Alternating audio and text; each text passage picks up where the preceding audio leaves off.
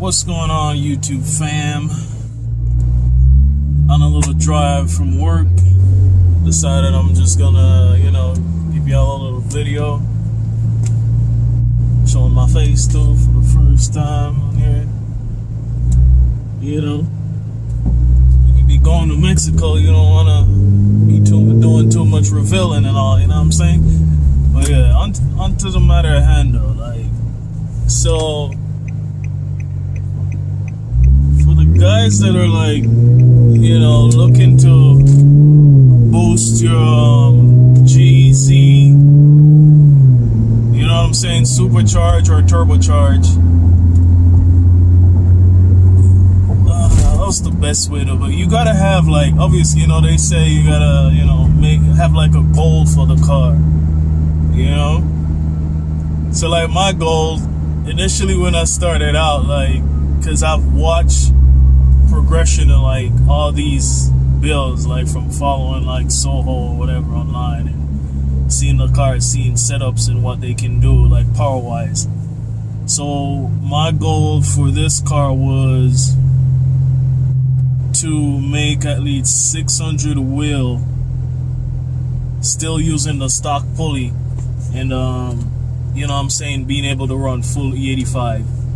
And obviously there's challenges along the way whenever you're trying to make power and all that, so definitely face a lot of those. The biggest one really was just fueling. The superchargers just it's way more engine load. When you look at data logs and percentage engine load, it's just crazy. So depending on where you are to what state you're in, all this stuff is going to affect your car. A car may be in Texas, Florida with 1300 cc's 525 Hellcat fuel pump with a supercharged car that's running fine on E60, maybe even E60, but I'm here in the Midwest. Altitude is different, so it affects the car differently. So those are some of the things you look at when you you want to do your build. Biggest thing is just power goals. For me, if you're looking for, let's say, just 500 wheel, and here's the thing, when it comes to boost, if you're like me, when it comes to boost, you're always gonna kind of want more. You feel you get to a power level, you get kind of comfortable. It's just a snowball effect of what happens to most car guys anyway. You're like, oh, you want more power, oh, you want more power. And it's kind of what happened to me a little bit, because when I was making over 550 before, I was like, well, that still wasn't where my goal was. You know what I'm saying? The goal was 600 wheel. I haven't done it yet, but I'm pretty sure it should be. I'd say it's pretty close, especially being on full E. Just went to fill up on E just now, and you know what I'm saying, being able to run full E, that's what I wanted. And Soho made that happen. The biggest thing too is the booster pump. I mean, a lot of guys don't know, but it's really big in the American community, Ford community. That's Kenny Bell, I guess, developed this thing years ago actually, but it's just not out there like that. I guess some people will say it shortens the life of the pump because you're running higher voltage and create more amp draw, but I mean, some people, who knows, may have had that issue, but I guess we'll see. I'll provide more feedback on that with mine over a period. I just had it for a week or two now, so I guess I'll know maybe by the end of the year. But fuel delivery wise, it's the thing to have. With this booster pump, I can almost flow, well, not almost, because they say on the website flow better than a twin pump setup, depending on the pump size. So for instance, I got the 525 right now with the booster pump. I can probably flow better than a twin 450 based on how much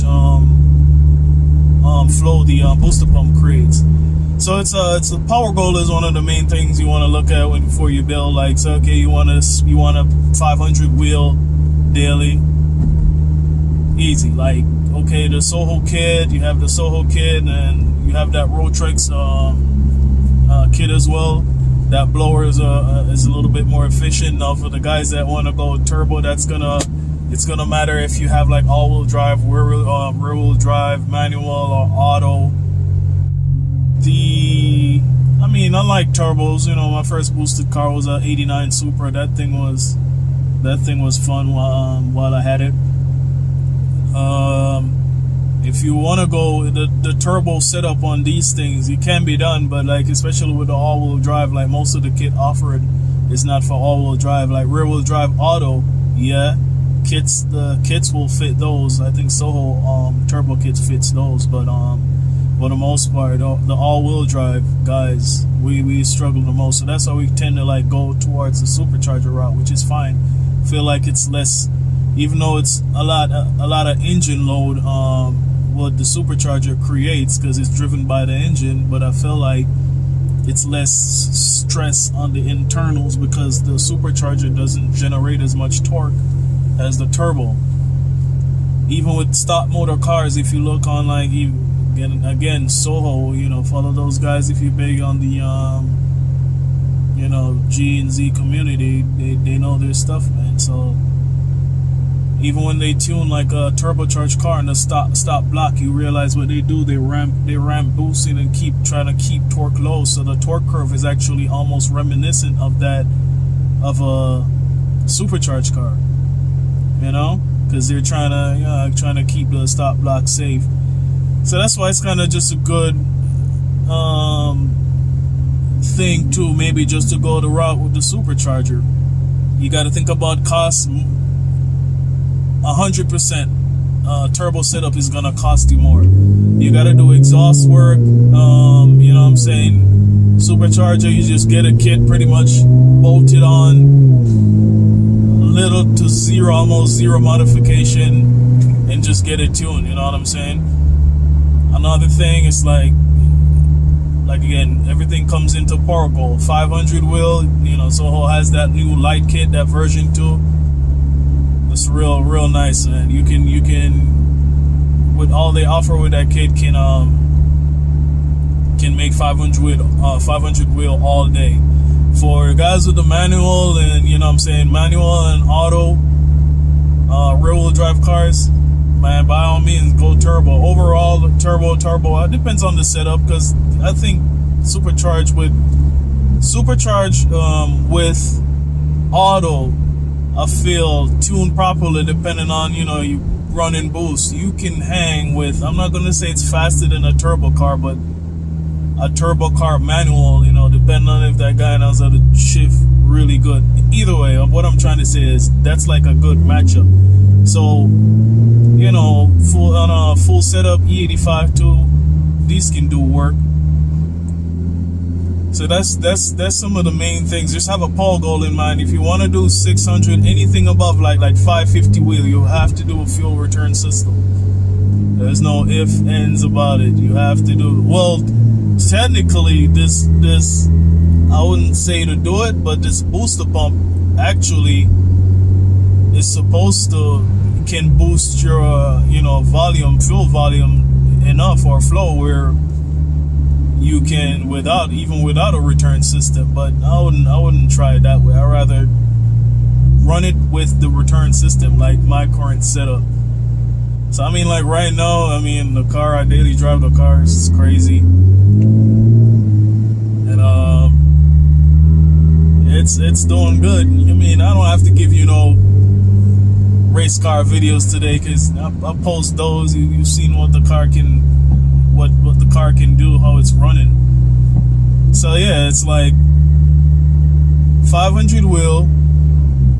You get that light kit, so offers, bolted on, 500 wheel all day. Oh, another thing to almost forget to mention, like the whole transmission issue. Well, I would say, I mean, this car has been probably tuning for like from full bolt-on to boosted now. It's been going on 3 years, so, and it still has the same stock trans. I think the trans, when I bought the car, it's been replaced with a junkyard trans actually, but it's holding up.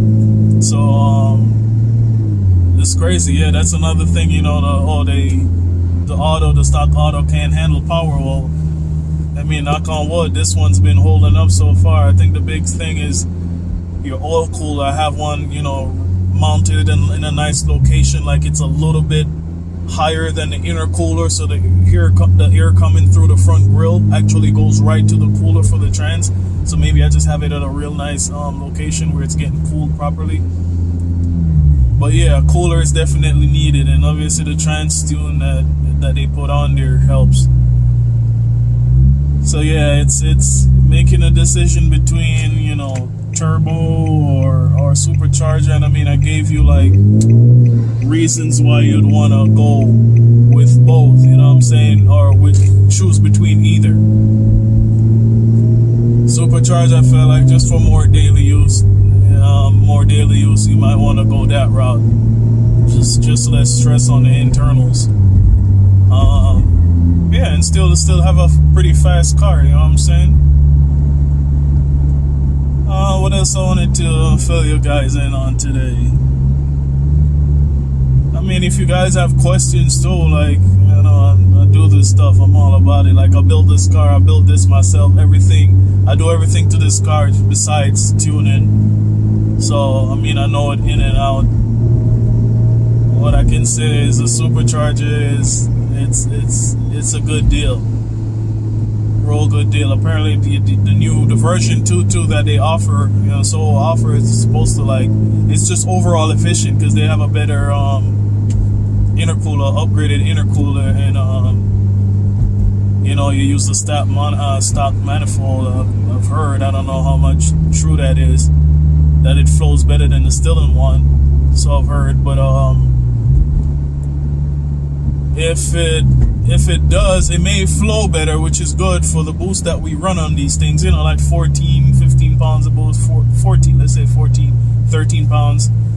The stock manifold is going to be good for that. But then if you go to higher, if you're making bigger power, obviously the stock plastic manifold is not going to handle like 30 pounds of boost, 25 up, I don't know, like the Stillen manifold with. So that's the advantage there with the Stillen manifold if you're doing like a bigger build. Something to keep in mind. So yeah, so cost is definitely what you want to look at if you're trying to, you know, I wouldn't say budget because you can't really cut corners, but cost wise, the Supercharger is definitely going to save you a few thousand more. Like I said, it's just buying a kit, installing it, and tune it. Turbocharge, you're gonna have to like redo your exhaust, maybe move around some other things, and you know, I mean, the kit may come with the stuff for the adjustments for what you gotta do in the engine bay, but exhaust wise, you definitely gotta pay a shop to redo your exhaust. So yeah, it's a preference. Don't get me wrong, I like turbocharged too. So I mean, if I had a manual, I may have went on the turbo route, maybe. I don't know, but I really like. It's the first supercharged car, but I really like the supercharged setup. So yeah, funny thing too, I just actually did a draggy. I should have had the maybe attach that to the video. I don't know how to do that, but we'll see. Yeah, I did my first 11-second pass, like on the it's 11.9. Then with a not so good launch, did an 11.9. That's my first 11-second pass on the street. So the car is good. I want it to be a consistent 11 car. I feel like it can definitely do that now. So yeah, I don't wanna draw this one out too long. It's already been long. So, but if you're definitely trying to boost your G or Z, those are the things you have to look at. Things to keep the car happy: engine oil cooler, trans cooler. You know, those things are a must.